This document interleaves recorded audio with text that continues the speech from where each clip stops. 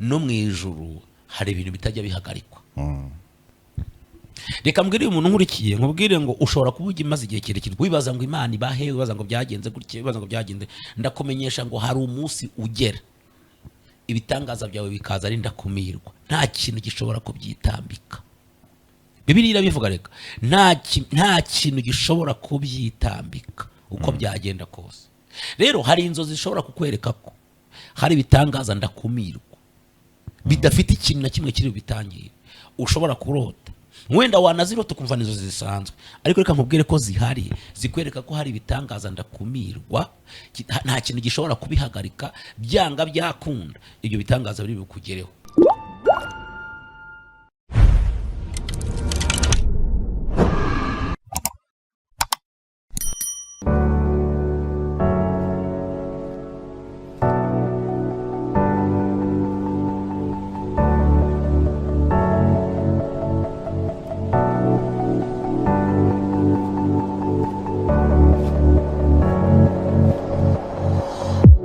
Yesu nashimwe, turabasuje kandi tubahaye ikaze. Kivuga ngo Yesu nashimwe ureke nkwikirize. Let's go. Yego, turabahaye ikaze mu kino kiganiro cyacu. Gutera ukaniyikiriza. Urumva ko niko bwira abantu bari kutureba, niyo mpamvu nategereza. Ntago bari gusubiza ngo wumve kandi ngenda bahagarariye. Twagiye. Nzajya ntekereza rwose unsubize. Rero duhaye ikaze inshuti n'abakunzi ba Hebron TV ndetse no ku gicaniro cya Hebron. Duhaye ikaze kandi umushumba wacu, duhaye n'ikaze Christian. Yego, mushumba nyango twabaha akanya mukadusuhuza tukabona gutangira. Murakoze cyane kumpa umwanya, Imana ibamugisha cyane. Ka mbasuhuze nawe ngusuhuze nawe nguyikaze na Christian ndetse n'abandi bose n'abashyashya mbahaye ikaze. Nimuze mwumva ibyo Uwiteka duteguriye kandi biyungura ubumenyi niba babishaka. Murakoze. Yego. Ntabwo umuntu afunga ikiganiro atabishaka. Ntabwo umuntu yavujya gufungura ikiganiro atabishaka. Ariko hari n'abatakirangiza cyangwa kumva nyine atari interese. Ariko Rodrigo ariko hari abantu bakunda byacitse gusa. Badakunda ibintu bishobora gukora ku bwonko bwe. Hari umuntu wambwiye ati ko se ndivunira iki? Kugira ubwenge ari itegeko.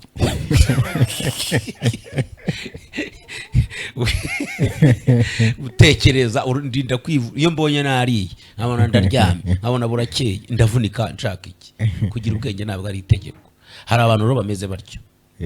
Hari abantu bameze batyo. Simvuze ko hari abari kumwe natwe, ariko yakumva nyine atari ibintu byacitse, atari jihad yafunguwe, atari tera gasonga bugari, atari bafasha batinganya 9, atari ya mpano baramujyanya asanze jihad. Apo basi ibintu bye kugira ubwenge si itegeko n'ubundi bindi binyoroheye. Nyine hari abantu bameze batyo.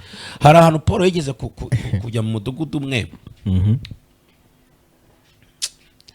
Mana none hageze ngo hakaba kadugudu karaho ngo bakunda byacitse. Bibiliya bivuga ngo bakunda ibyadutse no gushyushya inkuru. Nta kandi kazi bakoraga. Nukumenya igihise n'abagabo baho n'abagore baho niko bari bameze. Ngo nukumenya igihise no gukunda ibyadutse no gushyushya inkuru nizitabareba. Nta kandi kazi bageraga. Hari abantu babo muri ubwo buzima. Akabaho nyine yumva ameze atya. Ntumuvune ntumugore. Hari abantu bameze batyo. Mise nibuka ahantu nakuriye, hirya yaho hari ahantu habaga karitsiye kabamo abamama benshi ariko badafite abagabo. Bahitangwa ni ku kazu ka dayimoni. Bahoraga barwana buri munsi Abo bagore babaga bari kurwana buri munsi ariko kazu ka dayimoni. Yani kazu ka dayimoni. Nahora barwana buri gihe. Katwikomereze nuko nari nkudeviye, ariko nyine hari abantu nyine badakunda kwiga, hari abantu badakunda ubumenyi. Ariko hari n'abareba kugira ngo bashaka kubona ibyo bakritika batabishaka, ahubwo bashaka ibyo bakritika ibitagenda neza ngo babivuge. Abasanga bo bataniye nabo bagore barwanaga. Naho bataniye rega buriya hari umuntu gukritika. Ubushize nawe kubwiye hari umuntu ukunenga ariko aguhana option. aguha na option, aguha nyine uburyo wabigenza, aguha advising. Ariko hari n'umuntu gusura unakritika n'ibintu atazi. Abenshi banakritika ibintu batazi, abashaka nyine kubishyira obvious, ntanatanga umuti, ntanatanga iki. Utumye hari ikiganiro narebye nimugoroba cyacu, mbona umuntu ahise avuga ngo kutashyizeho nimero yose ngo usengera abantu. Hariho nimero none ziranibunza. None suwa yayibuze. Aho narindi nahise nseka, nari jyenyine ngo kutashyizeho nimero yose ngo usengera abantu. Nyine uyu hari abantu bameze baryo, ariko ntago mbarenganya, hari igihe baba barakuze nabi. Ega hari umuntu akura abwirwa nabi kurinda ashaje cyane. Uwo rero ntumukamukura amagambo meza, sibyo? Hari umuntu uba yarakomeretse agakomereka pe mu buzima bwe, ariko hakaba n'abandi bantu bagira umwuka wo gusenya gusa. Barimo Sanibalati, Geshamu na Tobiya, rega muri Bibiliya bajya gusenya Nehemiya. Ntago bari abantu barabaswa, bari abahanga, bari barize, bari abakire, ariko bagira umwuka wo gusenya gusa. Nta kindi kintu cyari kibuzuye, ni umwuka wo gusenya. Uzumva abantu bagendanye na Mose, abitwa ba Kora, ba Data, ba Biramu, bari abantu bari abahanga, ariko ibaza abantu bareba profonderi y'inyanja hagahita amenya ibipimo. Nibo abantu bagiye babivumbura bati iyi nyanja turayigwa mu profonderi ni kilometero 2000 z'ubujya kuzimu. Iri ni irimba Imana duteguriye, ahubwo rero twiyeze. Ntago barabaswa, ariko bakagira umwuka muri bo gusenya. Rero hari abantu bateye batyo bagira umwuka wo gusenya nyine. Reka twikomereza, ariko tubifurije ko ikiganiro kiza kubafasha, kandi atekereza ko tuvuga ibintu bizima. Wenda nta muntu, ntago tuje no kwitaka, ariko turagerageza cyane. Murakoze. Ndagwakiriye, ariko ndi kumwe na Engineer Rodrigue niyo nkuru. Engineer muri IT. Ariko Cristiano arimo arakwigana, nawe ni afite engineer. Yego. Marasatira ibirenge byawe. Niba azakora ku mavi. Afite engineer kuki? Muki. Ntago agishaka kuvuga ibyo yize, ahubwo arimo agenda. Ari ukuntu umuntu akubwira ati jyewe nize muri secondaire yarize wenda ari veterinary. Noneho kera veterinary yari igezweho, ariko uyu munsi ngira ngo ntago ikigira isoko rinini. Noneho muri kaminuza wenda yagira amahirwe akajya kwiga, nubwo bidahuye, wenda akajya kwiga duspose icungamutungo. Niba ariko nabyita, ariko icungamutungo naryo, ariko barabihinduye basigaye babyita ngo ni financial, basigaye babyita ngo ni ariko basigaye bakombininga amasomo nka 3 cyangwa 2, kuko ngo finance ngo na administration. Yego. Ubundi finance na administration ariko byo biragendana. Oya ntago bigendana, ariko umuntu akabikombininga. Urumva? Noneho wamubaza utariko wize iki, agatabura ati ngiye niza administration. Cristiano rero nawe veterinary akabara yikwebye.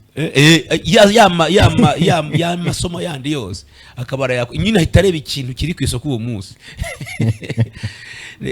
Ako rwe rero gutiye tunaganira. Cristiano rero gira ngo ntago neko muvugira ibyo yize.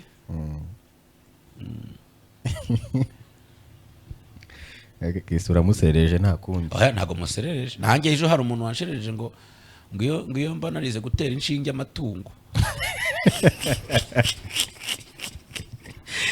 Kandi umuntu simuzi. Naciye ahantu gusa mbona amatungo, ngiye nkunda inka. Roro ngiye nkunda inka, ndarangara nyine mva mu modoka ndagenda, zari nziza. Umusaza arambona caho. Ngore kwa mugabo kuko ndabukunda inka cyane, kunda amatungo ni cyane, ngiye nkunda inka. None se kuyuba warize kujya gutera inshinge amatungo. Narasetse aho kubwira ati byibura wazoro cyangwa ngwibo warize kujya ubu veterinary ukajya uzitera inshinge ukajya uhorana nazo. Reka twigendera, ariko yaranserereje kabisa, arigendera nikomera, nta rindi jambo yarengejeho. Ndavuga se nk'ibi bintu abitekereje ati kadukomeze, twatangaga ikaze. Yego. Usana nabyibagiwe ko tiye kuvugaho umusho kugira ngo uradusekeje cyane. Ongera utekereze neza. Ibintu wize bisaba ko ubwonko bwawe bukora neza. Reka tubanze duha ikaze abantu, tunabaha amatangazo, tugira amateraniro kuwa gatatu saa 9 n'igice zo mu Rwanda, tukagira amateraniro kuwa kane saa 1 zo mu Rwanda, tukagira amateraniro kuwa gatandatu saa 1 no ku cyumweru saa 9 n'igice zo mu Rwanda. Ayo materaniro yose abera online kandi bari amateraniro meza arimo imbaraga z'Imana, n'abatazi ko umushumba ari umuhanuzi naho mubibonera. Kose wowe Undi kera njye nari nzi kuri umuhanuzi gusa. Kera nari nzi kuri umuhanuzi gusa. ne waze gusanga harimo ikindi kizi. Naze gushaka no kubwiriza bikaze. Kaho Nukuri. sambonye ndi umpanura gusa. Na kera nandikagaho profete, pastor profete. Niko nandikagaho kera. Wumva ari byo gusa bari ibyo gusa. Cyane. Hasi nima bakano ka profete akora kandi uri umuhanuzi cyane. Oya. Kendi pasiteri. Aya matite urakubwiye ko ntabikunda ibyo bintu. Ariko Imana irahari kandi ikomeye. Nta kibazo. Yesu yajya abwira abantu ngo ntimubivuge. Nubwo sinzi impamvu bivuze. Urumva? Yajya abwira abantu ngo ndabakoreye ariko ntimubivuge. Pasiteri ryo ntago narihunga kuko ni inshingano, ariko ibindi byo bajye babibona nyine byabaye. Okay. Yego.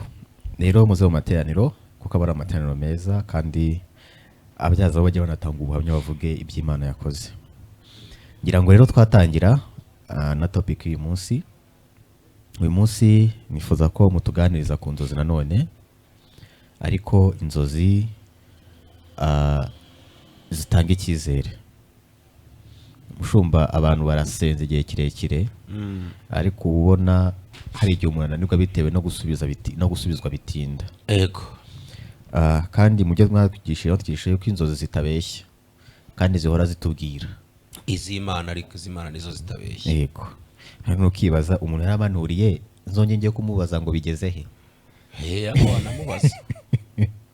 Ngumbariza Imana ngo bigeze he? Dawidi bigeze kumwirukankana ibwami.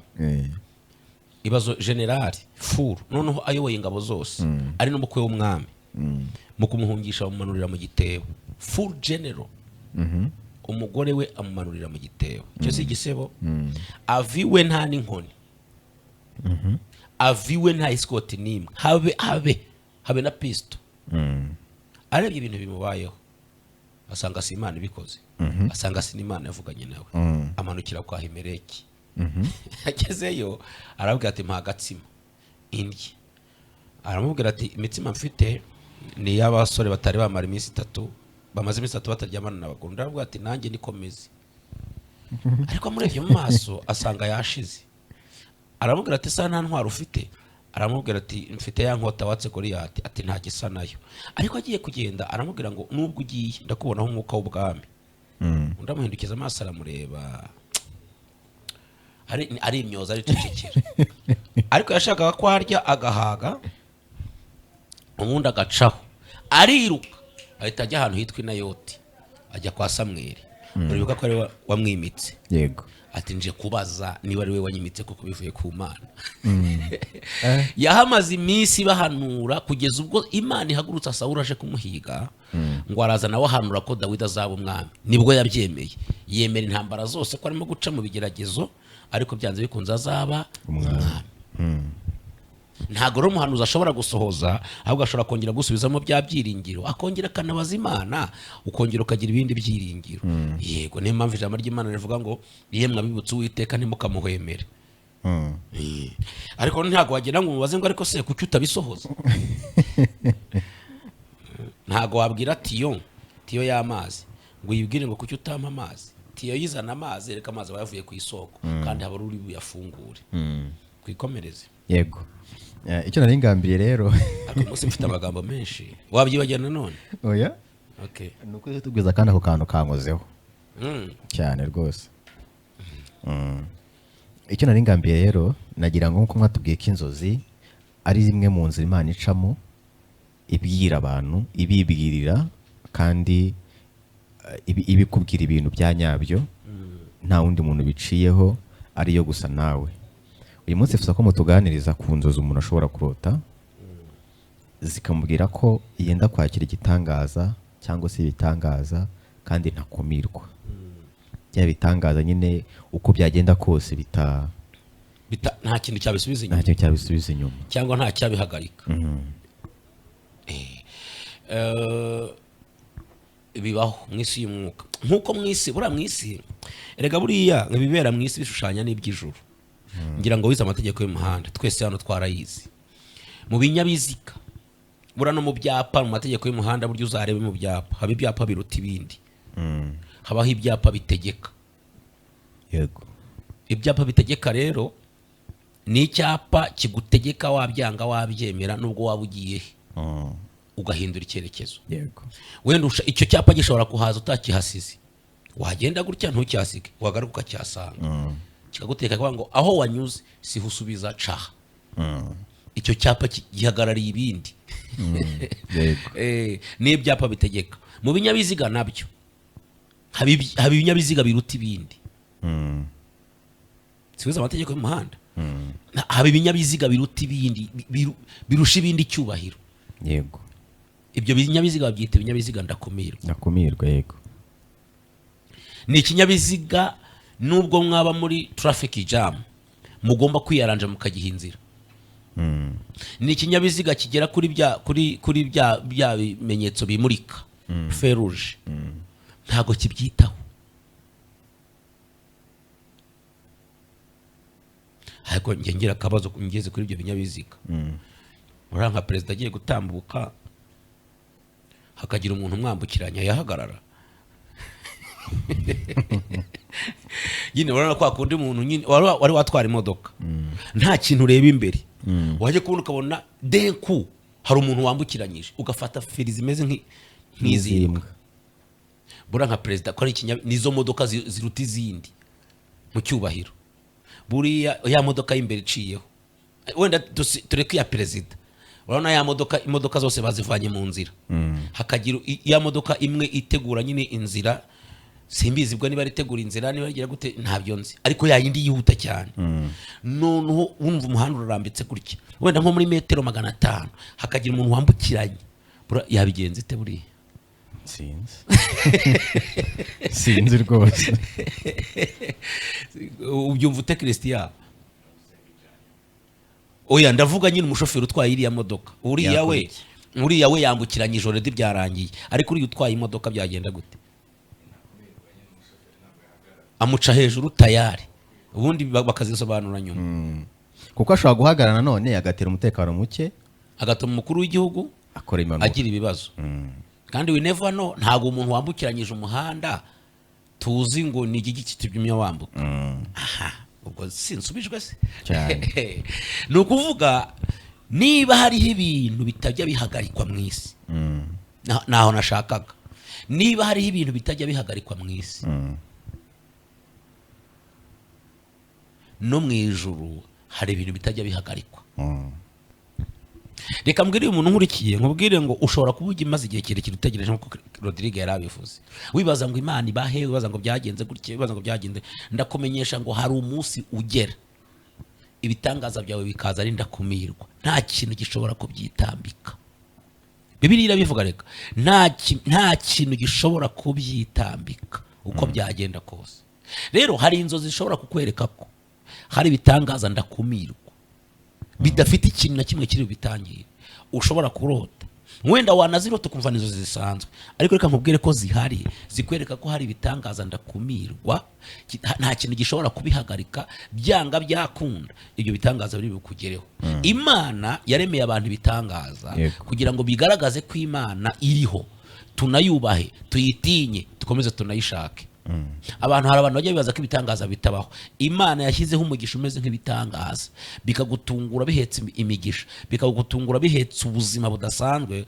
kugira ngo tumenye ko Imana ari Imana ishoboye byose so izi nzozi rero ukizimara kuzibona menya ngo ni ndakumirwa ibitangaza ndakumirwa bije mu buzima bwawe nta kintu gishobora kubihagarika n'umurozi yabigwamo buriya hari ibitangaza niba iyo modoka ishobora guhitana nyine bakazabisobanura ibindi nyuko byagenze aho se ubundi basobanura iki bavuze ngo yaragiye guteza umutekano muke aho yawuteje ngo yaragiye gutangira umukuru w'igihugu ni nuko bivuga yaragiye kwica umukuru w'igihugu yaragiye kumugirira nabi ni ubundi se dosiye si iyo bamba barire wenda niba bivuze nabi cyane ni ibitekerezo byanjye urumva ntago nzi protocole za nyakubahwa uko ziba zimeze ariko ndiko ntekereza kuriya muntu uhetse igihugu ntago ntekereza ko wapfa ko mwitambika gutyo gusa ngo ngo nuko nawe ari mu buyoboye. Rero niko mu ijuru bimera, hari Imana iza gutabara umuntu wayo igashyiraho ibitangaza ndakumirwa, mu nzozi ikabikwereka ugahita uvuga ko ari ibitangaza ukizibona. Rero menya ngo ibitangaza ndakumirwa byaje, nta kintu cyabihagarika. Mu ijuru rero bibaho,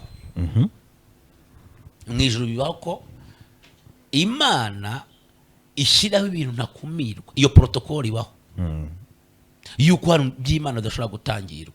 Hari inzozi Rodrigue ashobora kurota agahita amenya ko ibitangaza bye bije kandi nta kintu gishobora kugira gute kubitangira. Uko byagenda kose, uko byamera kose, uko yaba ameze kose yarasinze bati okay, buriya kuko hariho n'ibitangaza bisaba gutegereza. Rega Rodrigue, imigisha myinshi turayitegereza. Hari n'inzozi urota Imana iri kukubwira ngo tegereza.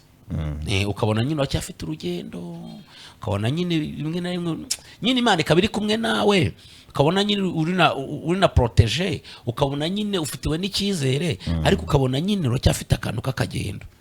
Urugero wenda urose uri mu ishuri urimo urandika, ukandika ugakora ikizamini, mu nzozi zimwe ukandika ugakora ikizamini ukarometa impapuro bakaguheza. Urumva aho iyo process, urumva aho hantu harimo no gutegereza. Yego nubwo uzatsinda nubwo uzarisohokamo, ariko ni ibintu bizagiye. Rero icyo tugiye kuvuga hano ni ibitangaza bigiye kugaruka bidakumirwa. Inzambere cyangwa inzozi za mbere uzarota ni inzozi uzagenda wajya ukona ukabona wenda ugeze ku gipangu cyangwa ku miryango nta muntu uhasanze, zikikingura. Urose urimo uragenda ugiye ahantu ugeze ku muryango nta muntu wasanze, kandi ukabona zirakinze, we wahagera ukabona zirikinguye, ubona uhageze. Cyangwa ukabona umuntu aje kuzikingura n'imbaraga, nta kindi kintu muvuganye, ukabona nyine azikinguranye imbaraga ukinjira. Ibyo ni bitangaza ntakumirwa, aho nta yindi process.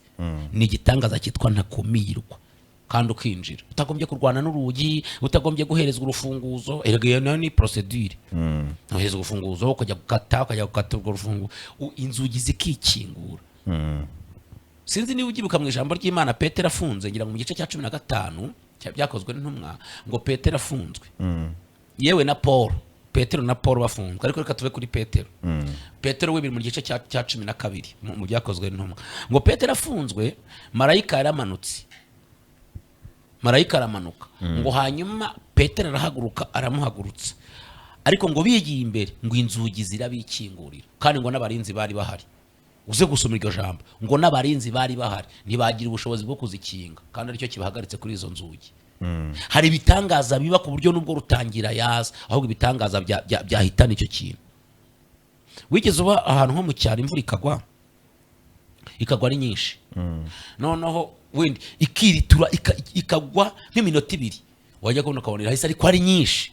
Noneho mugasohoka, mwasohoka imivu ikajya imanuka ku misozi. Nyine umva ko iyo mvura yirituye ntimaze umwanya, ariko imivu nyine kubera ko iyo mvura ije ari nyinshi igahita yitura hasi, imivu igahita ishoka, ariko nyine itashotse umwanya munini. Uzareba ibintu byose byitambikagaho imivu iri kunyura. Imitumba wajya kubona ukabona irimo irigirira cyangwa ibiti, ukabona ibiti amazi, ukajya ubona igiti kikagwamo cyashaka kuzana imbaraga nikagashya, igiti kikishinga kikagenda gitya, ariko kikagenda. Rero ziriya ni imbaraga ndakumirwa. Hari ibitangaza Imana ikora ukajya kumva umuntu aratunguranye. Rero nugera ku nzugi ukabona zirikinguye urose, menya ngo ni ibitangaza ndakumirwa. Menya ngo ni ibitangaza ndakumirwa kandi bitabaho. Utari usanzwe witeguye, njya kuvuga ngo bitabaho, bibaho, ahubwo utari witeguye. Utumvaga ko ibyo bintu byakubaho. Uzikora ibitangaza bikubaho ukajya ukarira, ukagira ubwoba cyane rwose. Sinabikubwiye se, kera umuntu yigeze kumpa, ndangije amasengesho y'imisi, twanayasenganye uwo muntu, tuyasoje ngo ageze mu nzira, ngo yumva ijwi rimubwira ngo none se ko ugiye gutaha baguteguriye ukarya, umukozi w'Imana uzi ari bubaho ati. Iryo jwi araryumva, ko mumaze iminsi 7, wowe ufite akazi bimeze gute n'iki? Ngo yumva ijwi rimubwira ngo kuri muri iyo modoka umukozi w'Imana umaranye iminsi 7 wigeze umubaza uko aza kurya ageze mu rugo? Imana iturebera. Ngo yumva umutima ahita aca ahantu kuri banki abikuza amadolari. Ni nayo abikuje mu Rwanda, abikuza mu madolari. Arampamagara ati wageze mu rugo? Nibwo nanjye mu rugo maze gukaraba. Ati se wakwihanganye tugahurira aha n'aha? Ndagenda turahura, ampereza envelope y'umweru. Reka nkubwire nayibona n'ubu ndayiba nk'iyaje nk'iyo envelope yakongeye kagaruka ko ampereza envelope y'umweru. Ati umbabarire ni iyi ni yawe. Arampereza nyine ibyo yabimbwiye nyuma, ariko arampereza ati ngaho genda urebe ikintu wanywa agacyayi. Mane kumpera agacyayi nkako sha. Yatse imodoka arigendera. Mpagararaho nubwo nanzi ko ari nk'ibihumbi 10 ndebye kandi kukubwira amadolari nasanzemo. Ariko ndebye mbona amadolari. Wabwiwe n'iki se? Nari nyazo aya amadolari nari nyazi. Ariko urumva ntago nari nzi, ntago nari nagafasha amadolari yangana gatyo kandi kukubwira umubare. Hakamvirope kuzuye kenda gushwanyuka. Ya nyakubisa amaso kandi ubwo ndi mu mujyi ahantu hari forex bureau. Ndibagirwa. Bitangenda n'amaguru. Ibirometero nka 10 none ngiye kugera mu rugo ndavuga se none se ndayavunjisha yese ndongera ngaruka ibindi birometero 10 Nana gutega akamoto. Narabyibagiwe ndacanganye kirwa kandi numvaga ndi kugenda n'imodoka cyangwa ikindi kintu kitari amaguru. Ari ibintu bikuboko byabaza ngo byagenze gute. Rero akirota inzugi zimukingukira menyo ngari erega bibaho. Nasi gitangaza cyo cyane ndakumirwa cyane. Mwese nde muntu wari kukitambika? Nta muntu wari kukitambika. Inzugi nubona zikinguye rero umenye ngo hari gitangaza ndakumirwa. Izo zari za mbere. Iza kabiri ndagerageza kwihuta ndavuga 3 gusa. Iza kabiri ni igihe uzabona utwite ariko ukabona uhise ubyara nta bise nta kugaragurika, cyangwa se wajya kubona ukabona ntiwari utwite nyine mu nzozi. Bijya bibaho. Ariko ukabona uteruye uruhinja nyine wabyaye. Rutari urw'undi muntu, ariko ukabona uteruye uruhinja wabyaye utatwise. Utatwise ushaka kuba watwise cyangwa utatwise, ariko ukabona nyine uteruye uruhinja rwavutse kandi rwawe. Menya ngo icyo ni igitangaza ndakumirwa Imana yaguhaye. Reka biriho Imana irabibitse birahana. Menya ngo icyo ni igitangaza kiri muri wowe. Akenshi iyo umuntu atwita bara amasezerano, ariko iyo umwana yavutse aba ari igitangaza. Nusoma igice cy'Icyenda muri Yesaya, hari ijambo Yesaya hano yavuga ngo umwari ngo umubyeyi yasamye ngo umwana yatuvukiye ngo mu mazina 7 yavuze ngo ni igitangaza. Uzabaza ababyeyi babyaye aho inda yamufatira hose nubwo haba ari mu isoko. Umwana aravuka. Umwana yashatse kuvuka aho waba uri hose nubwo wari muri office. Kandi kizabikubwira nubwo umuntu yaba ari nyakubahwa ate, nubwo yaba ari inde kamufata mwicaranye gutya, ntago ibyo byitaho ngo muricaranye uhita ubona ko indi mufashe. Ntashobora ko hari ibintu udashobora kuzimanganya, hari ibintu udashobora guhagarika. Iyo umwana isaha igeze, iyi saha igeze abaganga bo bazi kubibara ngo kuri 4 ngo kuri 5 nyine hari umubare bageraho umwana agasohoka byanze bikunze. Rero nubona uvuka nubona wabyaye umwana wari utwese ukuntu wabyaye nta kugaragurika cyo ukabona wamuteruye, menya ngo nibitangaza ndakumirwa. Menya ngo nibitangaza bidasanzwe. Erega hari abantu Imana baremeye ibitangaza. Igitangaza kikakuvumbuka ko yose byagenze gute. Igitangaza ukabona kikuguye ko yose byagenze gute. Ubu bimeze gute? Nzo umukozi w'Imana mwagiye kubwiriza i Burundi, twigeze no kujyanayo. Nitubi inyuma ya kamera ndamukubwira. Ajya kubwiriza ahantu. Arabwiriza imbaraga z'Imana zirakora. Imana yamukoresha koko. Umugabo umwe ari mu iteraniro. Imana iramubwira ngira imodoka ntuyisubizeyo. Uyu umukozi w'Imana. Nyine arakurwa iyo modoka kabisa bati ndayimuha pe. Uzi cyabaye? Nyine amateraniro asoje kumwe nyine ufelicite umukozi w'Imana abwira ati Imana yagukoresheje. Umugabo yasabye umwanya pastor ati uze kumva baratuvugana n'ura mukozi w'Imana akanya gatoya no minota 2 gusa. Nuko nyine wa mugabo aramuhereza ati ngari muvugane. Abwira pastor ati ni mumperekeze n'umukozi w'Imana. Bajya muri parking, bari bamuzi nk'umukiri. Bajya muri parking aravuga ati jewe nje gukuramo permis yanjye hano nyine n'amafaranga yari arimo. Abwira ati jewe Imana yambwiye ngo imodoka nyine umukozi w'Imana ngiyi kontaki. umukozi w'Imana ndamuzi ahita yikubita hasi ararambya nk'umuntu upfuye. Rero uwo pasiteri abaza umugabo ati wabitekereje neza? Umva igitangaza ntakumirwa. Wabitekerejeho neza? Undi ati nabitekereje, ndi umuntu w'umugabo, nabitekereje ko imodoka nyimuhe. Uwo yari agiye kubikumira yikubita hasi ararambya atya. Aho azegukira arabaza ati harya murambwiye ngo imodoka ni yanjye? Bati arongera yikubita hasi. Noneho hazegukira kurumva ahantu avuka imikurire ye inzara iracyamurimo, yaraturumbutse ariruka. Ariruka imodoka yisigaho, ariruka bataho ajya mu cyumba cye araryama arakinga. Baterekareka ibintu ntabwo bibaho. Araryama arakinga, baza kumukomangira bati uri muzima? Ati oya, murashaka kunyica. Murashaka kunyica kuko iwacu nta muntu uzatunga imodoka uko nizi sinatunga imodoka nk'iriya, murashaka kunyica. Nzabyuka ejo ngiye kubwiriza. Baringinga. Imodoka bayizanye bati ngiyi, baringinga imodoka barayimuha, yagiye kuyemera nta nkuru. Rero ibitangaza ntakumirwa kenshi iyo bije ntuba bitekereza, ntuba wumva ibyo ari byo. Nurota rero uteruye igitangaza, umwana umuteruye uruhinja, yo menya ngo ibyo n'ibitangaza ntakumirwa ugiye kwakira mu izina rya Yesu. Ako we nturabirota Rotary? Njye ntabwo nabona ikintu y'icyo ngicyo. Rakata urabona nenda kuzirota. Yego wenda kuzirota, wenda we never know, bizagenda gutyo. Hanyuma icyanyuma cyo birota abantu bake ariko barabirota. Hari igihe ushobora kurota wenda uri nk'ahantu mu bibazo bikomeye, mu ntambara zikomeye, struggles, nyine ukabirota urimo wenda uzamuka umusozi cyangwa uri ku nyanja cyangwa uri mu bintu bibazo, nyine ibibazo biri aho nyine mu nzozi. Wajya kubona ukabona marayika araje akoze ikintu, ashobora kuguterura n'ukuboko, ashobora gushyira ku mababa, ashobora guhita yubaka iteme, donc ashobora guhita akora ikintu aho ngaho. Yego. Ukabona ibyo bintu urabikize, marayika ukamubona ko ari marayika kweri. Yego. Icyo gihe itegura igitangaza kidashobora gutangirwa n'umuntu uwo ari we wese.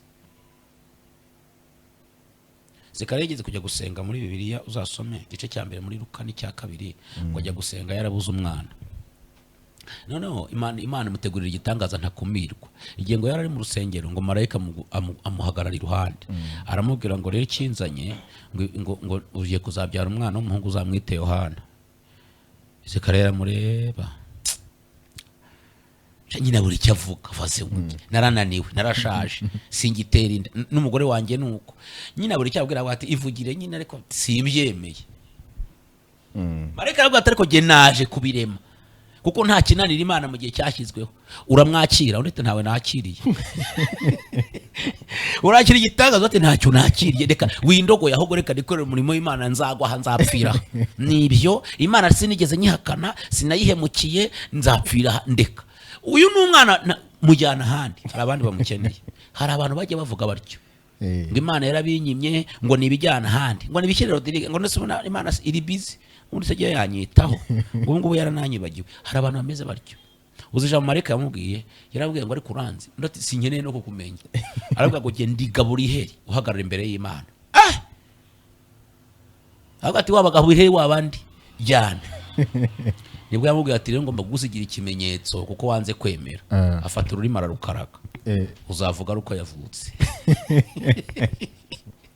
Rero hari umuntu turi kuvuga ibitangaza nakumirwa, tubwo murahazi. Ni ibijyana ahandi, hari abandi babikeneye. Ugihumeka hariho ibyiringiro ko Imana igiye kukuremera ibitangaza ndakumirwa. Ukirota marayika gukura ahantu mu isayo gahinda gasaze, akenterivena mu buryo utatekerezaga, menya ngo nibitangaza ntakumirwa. Niba waramurose muri iyi minsi, nubirota njya nkunda kubabwira mu gitondo wigurira agacyayi cyangwa ukenyere neza witegure. Ntabwo fiance yakubwira ngo turi buhure, ngo naniwe gukaraba, ushaka utuparufe, ushaka utwahehe. Mu cyaro ho bajyaga baniboroshesha ibiti, ntabyo muzi mwebwe. Akiboroshesha igiti, agahekenyera ibintu bituma ihumura neza, akagerageza agasa neza, agakubura niba ari umukobwa, agakubura umuharuro, akawugeza nk'epfiri, nyine akagerageza ibintu akabishyira ku murongo. Naba muri ghetto niko bumeye iyo fiance ari buze, girlfriend yagiye kuza, ibintu byose mubishyira ku murongo, n'inkweto mudarika gufu, n'amasogisi yaboze muremera mukajyana inyuma iyo so rero iyo urose marayika ameze atyo akaza gutabara muri ubwo buryo, itegure ko hari igitangaza ndakumirwa nta muntu ushobora kugitangira mu buzima bwawe. Witegure ko imbaraga z'Imana zigiye kubana nawe mu izina rya Yesu, amen. Ndasoje. Urabyizeye se cyane? Wemera se ko hari ibitangaza ndakumirwa Imana rimwe? Ndabyizeye Ntabwo nagiye muri rwose. Bibiliya, ntabwo nagiye muri Bibiliya, ariko hari ibitangaza ntakumirwa. Adashobora kugira ikintu kibitangira. Nzabikubwira ubutaha nitugaruka. Nigeze kurota inzozi zijya kumera nk'izo.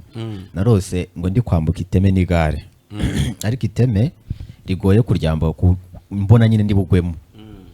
Noneho ngo inyuma yanjye haturuka umumama ufite imodoka, noneho atwaye abana be, ngo ahita ambwira ngo jyamo inyuma. Noneho ngiyemo inyuma, nyambutse iteme yihuta cyane, rya teme mba ndaryambutse gutyo. Yakotse inzozi kandi hari ibintu byabaye inyuma nyine, mpita mbona ko kari za nzozi n'ubundi narose, nubwo ntahise nzisobanukirwa ako kanya, ariko nahise nzisobanukirwa icyo gihe. Ariko nyumvira yawe icyo kintu, imodoka ku iteme rigoranye, guso wumve nyine intervention, none akubwira ngo jya mwinyuma kandi aguturutse inyuma. Wumve nyine uburyo butabazi burinda kumirwa aba bumeze. Nyine yaje ntaza aturutse, ntanabiteganyaga kandi byari bingoye kwambuka, kandi wahita nyambutsa bitagoranye. Ni intervention rapide. Imana bamugisha. Murakoze cyane rero mushobora mu kiganiro cyiza. Murakoze. Ndizera ko hari abantu bavugaga nk'uwo mugabo basubijwemo imbaraga cyane kabisa. Yego, ngira ngo rero nimba ntacyo mwarenzaho twagarukira aha. Ndabakunda, mbifuriza ibyiza, musubizwe vuba, mutabarwe vuba, kandi muhumure. Uwiteka ari kumwe namwe, amen. Amen.